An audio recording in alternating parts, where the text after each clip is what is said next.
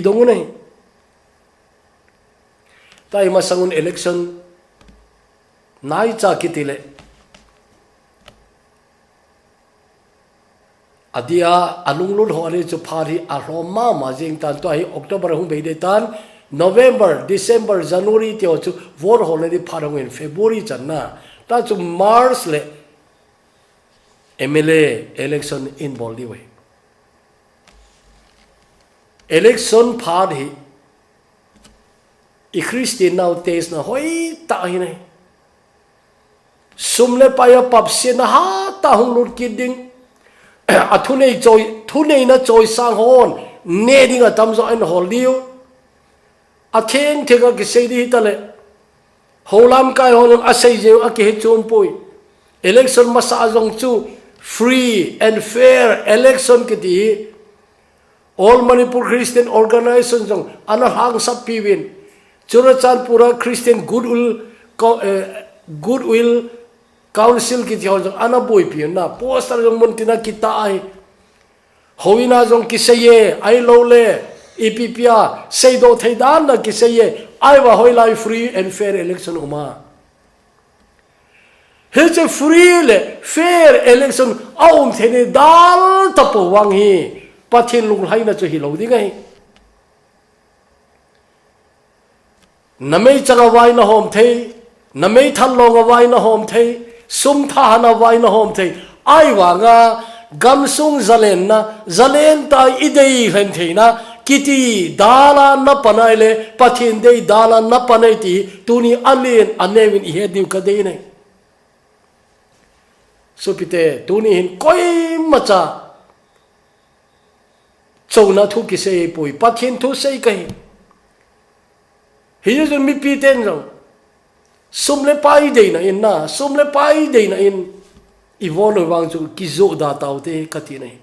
i vol chu hla ding ai i hla ding ai che yo chun koi man mi pin avol a hla ding hi adalin ki panda hela i vol che ki ha hela i dei ju ga ki peleti na tunin pakai mina appeal ka hin bole thu nei wai ho mola hi che lampi sim thei chu pathin phat thei bu na chang ding in ke wang chu kinep ka sa nai khar we wang chu ke vote jong a chi wai ge yong ka hi lo pi bune zo wa ka chi ai ai wa jing ka pung kin ha pung sakya ana panu hi ta ding da nai ka chi le ka vote hi koi ham khare ana khiman ta nai cha cho sunga duty o chu ka lung hang lom jong ai poi awal chu a ha lung hang lo jong kai pui no mo ka sa nei cha chu ni ta ka se jo ma ho ko ma ke pastor ka hin pastor lom hi na he lo ham ka ti nei pastor lom nei he lo ha ai le hi chi pastor pa vor chu koi ham akhingam chu ka ti nei tu ni ai a chi i vote pedin ki go hitin he che chu koi ma ana pi daw hitin te la athi sa ho jong chu mai we hung tho ki daw he ka ti na athi sa ho jong chu athi sa in ko yu te hung tho ki daw he che election sungai mitam ta hung chi mang de ta san an dal ha ki de we he che teng chu le ami mal tu ni pathin thung ai ho be hoi time ki ngai tu tin na nang jong na chi nu mam na nang jong na chi nu mam ti pakai ei do na chehi don boding ki go te tunia china langa kan seinom chu peterin aloi ho tha khel jong hin tin ama hi phatam zo hi a spokesperson ti mai ute a spokesman aloi ho tha khela paudo ji in hi cha adon bunai tuni alasa a china kan e koinu mai pakai don do na chole nang ho jong na chinumum atilain simon peterin adon munin pakai kai ho koi he ga ka chi ding ham ton sol hin kem lo na thu nanga bo hi chu ati nei chule nang ma pathin hing chapa krista na hi chu kai hon kata sanun chule ka hewe ati